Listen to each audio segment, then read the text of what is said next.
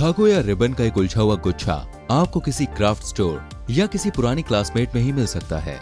ये कोई ऐसा रहस्यमय जीव तो नहीं लगता जिसकी इन्वेस्टिगेशन की जानी चाहिए, लेकिन SCP-066 पहली नजर में बिल्कुल ऐसा ही दिखा था। SCP फाउंडेशन किसी भी चीज को कंटेन करके उस पर शोध नहीं करने लगता, लेकिन SCP-066 जिसे एरिक्स टॉय भी कहा जाता है, उसके सरफेस के नीचे कुछ बहुत ही अजीब था। पहली बार में तो एरिक्स टॉय को देखकर लगता है कि ये बिल्कुल हार्मलेस है और हेल्पफुल भी हो सकता है, लेकिन फाउंडेशन ने SCP-066 की डार्क साइड भी ढूंढ निकाली।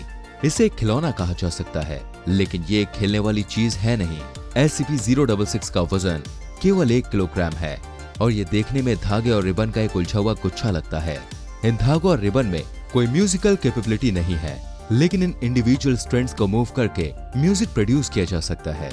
जब से पहली बार से स्टडी किया जा रहा था तो इस SCP में कई कलर के धागे और रिबन थे, लेकिन तब से इनमें कुछ बदलाव हुआ और ये थोड़ा अलग दिखाई देता है। इन धागों और रिबन को एक diatonic scale C, D, E, F, G, A, B के नोट्स प्ले करने के लिए इस्तेमाल किया जा सकता है, पर रिसर्च में अभी तक ये नहीं पता लग पाया है कि ऐसी SCP-066 म्यूजिक या कोई और भी आवाज कैसे निकाल लेता है। सबसे पहले तो SCP-066 को सेफ क्लासिफाई किया गया था, लेकिन इंसिडेंट 0662 के बाद इसे यूक्लिड की एक सब कैटेगरी यूक्लिड इम्पेटस में एडजस्ट कर दिया गया था। यूक्लिड ऐसा क्लासिफिकेशन है जो इन SCP को दिया जाता है जिन्हें अब सेफ नहीं क्लासिफाई किया जा सकता है। लैटिन में इम्पेटस का मतलब है अटैक और ये स्पेसिफाई करता है कि SCP-066 न सिर्फ यूक्लिड क्लास में है बल्कि थोड़ा एग्रेसिव भी है।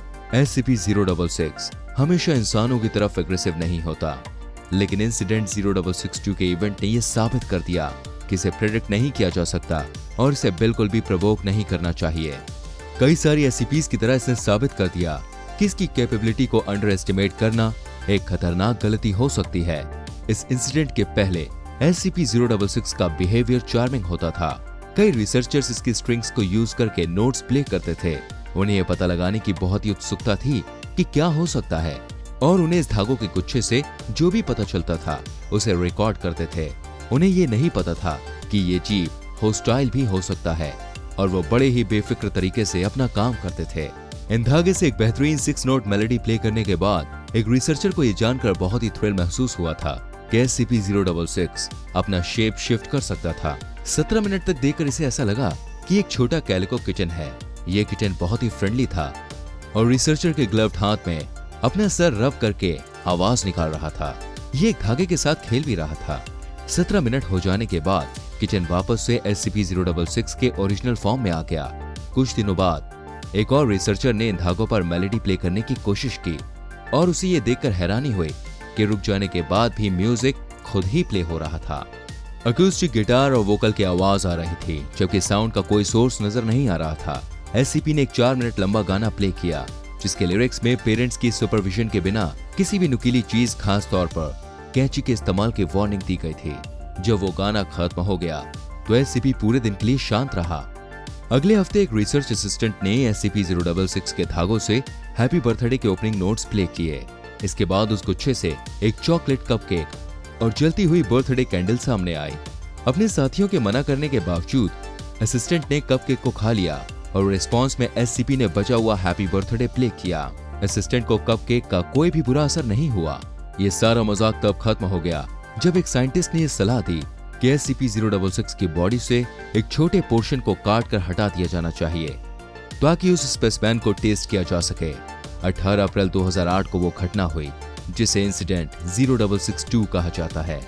एक यंग मैन जिसे D0664437 या D कहा जाता था, इसको ये टास्क दिया गया। वो हाईली डिपोजिबल D क्लास का पर्सनल था, पर वो इस मौके के लिए बहुत ही ग्रेटफुल था क्योंकि इस तरह के एक्सपेरिमेंट्स में आमतौर पर काफी रिस्क होता था, पर उसका काम आसान था।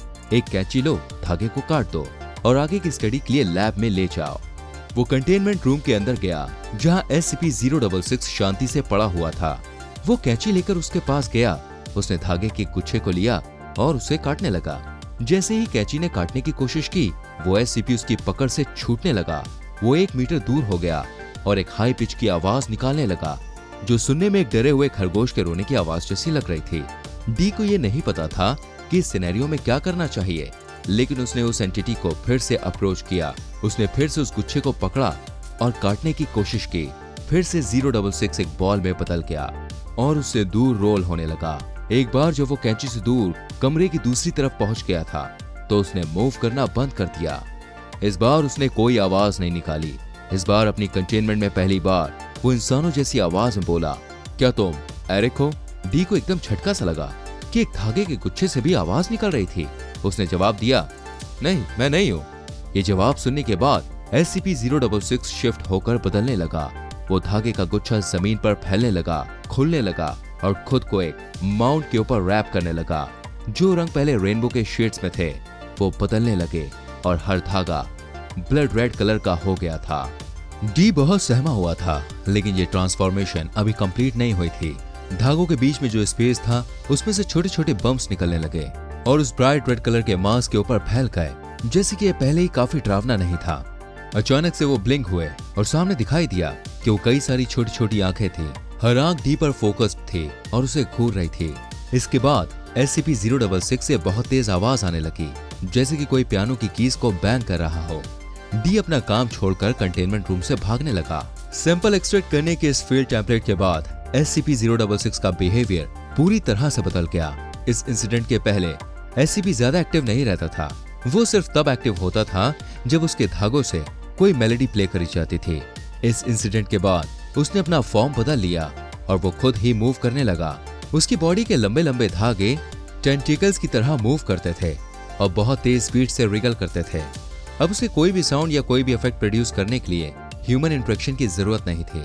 किसी भी इंसान के देखे जाने पर 6 सेकंड के अंदर SCP साउंड और इफेक्ट के साथ रिएक्ट करना शुरू कर दिया करता था।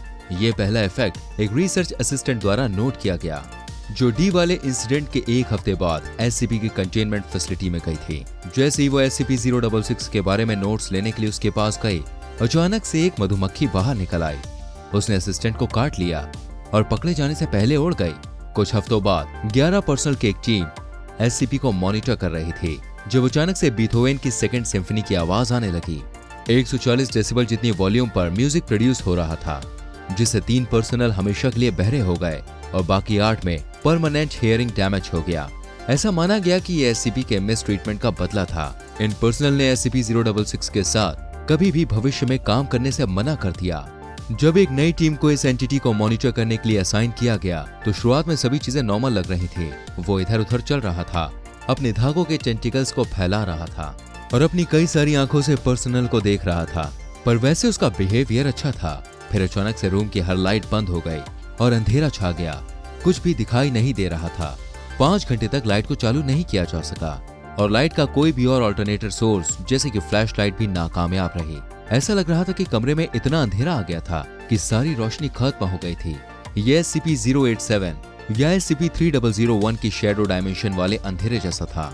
उस रूम के पर्सनल ने रिपोर्ट किया कि उन्हें अपने कंधों के पीछे से तेजी से सांस लेने की आवाज आ रही थी, लेकिन जब उन्होंने उस आवाज के सोर्स को ढूंढने की कोशिश करी तो उन्हें कुछ भी नहीं मिला। हाल ही में किसी भी एनोमली या हॉस्टाइल बिहेवियर को रिपोर्ट नहीं किया गया, पर जब भी ये एक नए इंसान को देखता है तो SCP-066 बार बार एक गहरी आवाज में एरिक नाम को रिपोर्ट करता है।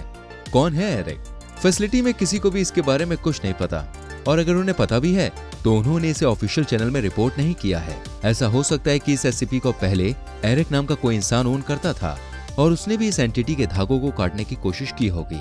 SCP-066 की डिस्कवरी के भी कोई ऑफिशियल रिकॉर्ड नहीं है और ये भी नहीं पता कि उसे फाउंडेशन में क्यों लाया गया था। इसका ओरिजिन इसी की तरह रहस्यमय है। सिर्फ इतना पता होना कि एरिक जो भी है, SCP-066 उसे ढूंढने की पूरी कोशिश कर रहा है। जब SCP की क्लास को सेफ से यूक्लिड में चेंज कर दिया गया तो इसके कंटेनमेंट प्रोसीजर्स को भी एडजस्ट करना पड़ा। पहले इसे एक साधारण से रूम में रखा जाता था, पर अब इसे साइट के high value item storage facility में एक टंगस्टन कार्बाइड बॉक्स में रखा जाता है। महीने में एक बार बॉक्स के इंटीरियर को डैमेज के लिए चेक किया जाता है, क्योंकि SCP अपने अपेंडेजेस से बॉक्स को खराब कर सकता है। अगर कोई भी डैमेज होता है तो एक रोबोटिक आर्म की मदद से SCP-066 को 3 सेकंड से भी कम समय में एक नए बॉक्स में ट्रांसफर कर दिया जाता है। फाउंडेशन इस बॉक्स में रिकॉर्डिंग डिवाइसेस लगाने की कोशिश की ताकि इंसानों की गैर मौजूदगी में इसके बिहेवियर को मॉनिटर किया जा सके, लेकिन यह SCP अपने कंटेनमेंट बॉक्स के अंदर ही हर रिकॉर्डिंग डिवाइस को डिस्ट्रॉय कर देता है और इसके बिहेवियर को रिकॉर्ड करने की हर कोशिश नाकामयाब रही है। ये जो भी कुछ कर रहा है ये उसे एक सीक्रेट ही रहने देना चाहता है। देखने में तो ऐसा लगता है कि SCP-066 SCP फाउंडेशन में उतना खतरनाक नहीं है। इसके पंजे या दांत नहीं है, ये मास डेथ नहीं कॉज कर सकता है, लेकिन इसकी कैपेबिलिटी बहुत ही अनप्रेडिक्टेबल है। इसके बारे में देखिए बहुत सारी ऐसी चीजें हैं जैसे कि इसकी ओरिजिन, इसका फॉर्म पता नहीं है, इसकी अनप्रेडिक्टेबल बिहेवियर और ना ऑब्जर्व की जाने वाली टेंडेंसी में कुछ तो अजीब है। हमें नहीं पता कि इसने क्या किया और ये आगे क्या करेगा, हम सिर्फ हैरान रह सकते हैं। हम SCP-066 के नेचर के बारे में सोचते हैं और वो अपनी आंखों से घूरता रहता है और एरिक के आने का इंतजार करता है।